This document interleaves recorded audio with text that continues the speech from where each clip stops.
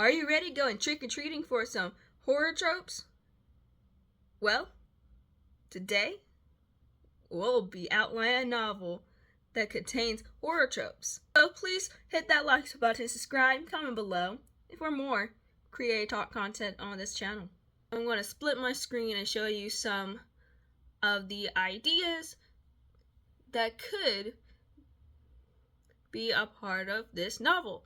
And as we're going through this multiple choice outline, you can choose which tropes that you want to include in your horror novel, or if you want to make a short story as well. Alright, first question. What do you want your story premise to be around? Summoning evil, the abandoned place, secret laboratory or base, inclement nightmare weather. Let's try the abandoned place. Where do you want the setting to take place? A dark forest? A small town? A fantasy world? A haunted house? I never did a dark forest before. Maybe that'll be something new. Who would be your main character? A smart, ambitious person, an unknown outcast, a comical relief person, a person with a mysterious past. Let's try a person with a mysterious past. Who would be your main villain? Cursed artifact, mysterious neighbor, bad guy that won't die, a horrifying monster? Let's try the bad guy that won't die. What type of backup will the main character have? Family friends? Strangers? Supernatural beings? I'd much rather do this solo.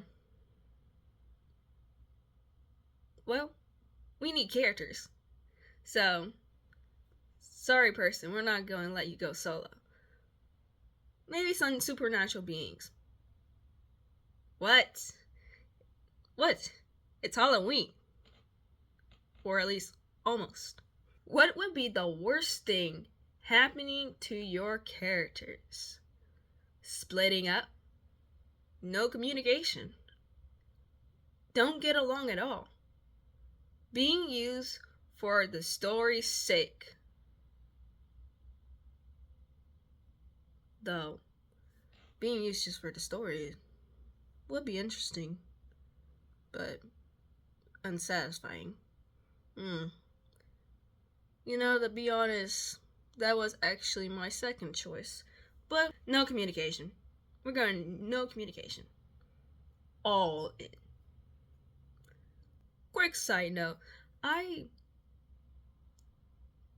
recently was in a conversation about plot twists, and why not add a plot twist to a horror story? That's what makes it horrible. Plot twist. A character was alive after all. It was a dream, but in reverse. The villain was the good guy. The person you would least expect. I would actually want to try all of these, but for this outline, we're going to go with it was a dream, but in reverse. And before I get to actually get into the summary or synopsis of the story, let's talk about that plot twist really quick. Plot twists are usually something that flips the switch, and it can be done well, but it can also be done poorly. And with it was a dream, but in reverse. Well, first of all, the dream. If you have a great story, and at the end, it's like you have your character waking up and none of it ever happened. It would make your readers so unsatisfied because they went through this whole story with the main character. They were rooting for them, and then all of a sudden they realized that they were in bed, waking up, and glad it did not happen to them. And that ruins the payoff. So maybe two things are happening at once, but one of the things actually happened and the other was a dream.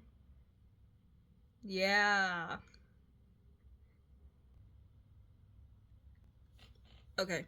No, I'm not a twist villain. Now, I've came up with a mini synopsis of what the story would be about. A girl who never thought would be a mystery. A teenage girl who lived in the woods since she was young, without knowing how she got there. One day, she stumbles upon an abandoned place where she meets a mysterious guy offering her a deal that's too hard to pass. But when she starts to fade from existence, a group of ghosts come out of nowhere with uncertain intentions. Would the girl find a way to free herself or embrace the downfall bestowed on her? You know what? I'll leave it to you what your horror story might be about.